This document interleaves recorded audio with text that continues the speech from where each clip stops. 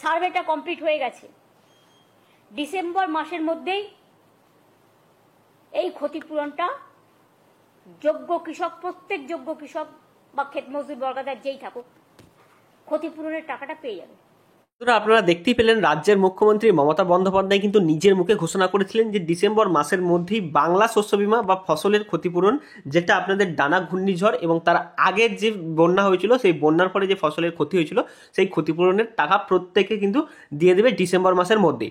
তো যাই হোক, ডিসেম্বর মাসের একদম শেষ সপ্তাহ চলে এলো, যদিও এখনো পর্যন্ত রাজ্য সরকারের তরফ থেকে এই কোনো আপডেট কিন্তু দেওয়া হচ্ছে না।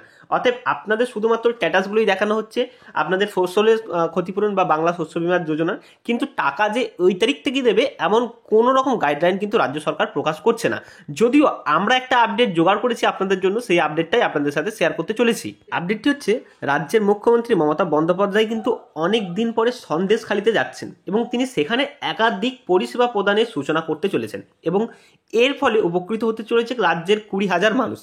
এই সংক্রান্ত একটি আপডেট উঠে এসছে। এবার সেখানে আপনাদের বাংলা শস্য বীমা বা ফসলের ক্ষতিপূরণের টাকাটা দেওয়া হবে কিনা সেই সংক্রান্ত যেটা উঠে এসছে আমরা সেটা দেখবো। তো আমরা যদি এই পেজটিকে একটু নিচের দিকে স্ক্রল করে একদম শেষের দিকে যাই, সেখানে গিয়ে দেখতে পাবো স্পষ্টত বলা রয়েছে আগামী সোমবার এবং সেটা হচ্ছে 30শে ডিসেম্বর সন্দেশখালিতে পরিষেবা প্রদান অনুষ্ঠানে, আবারও বলছি সন্দেশখালিতে পরিষেবা প্রদান অনুষ্ঠানে যোগ দেবেন তিনি।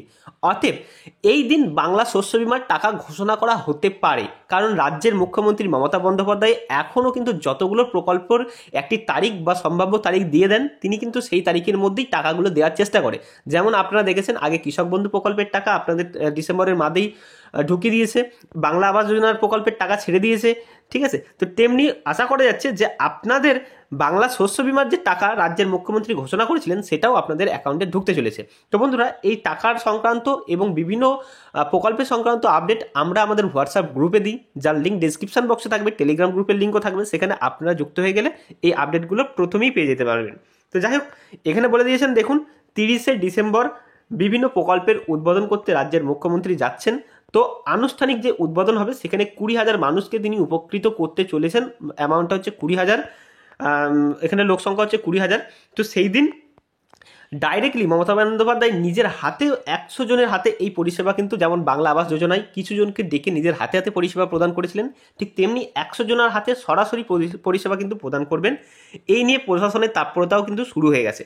তো এই খবর থেকেই মনে হচ্ছে যেন বাংলা শস্য বীমার টাকা এই দিন ঘোষণা হলেও হতে পারে।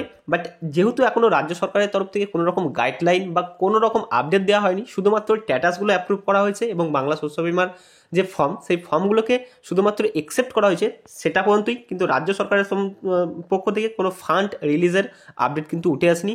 যদি এই দিন আপডেট উঠে আসে অবশ্যই আপনারা এই চ্যানেলে জানতে পারবেন।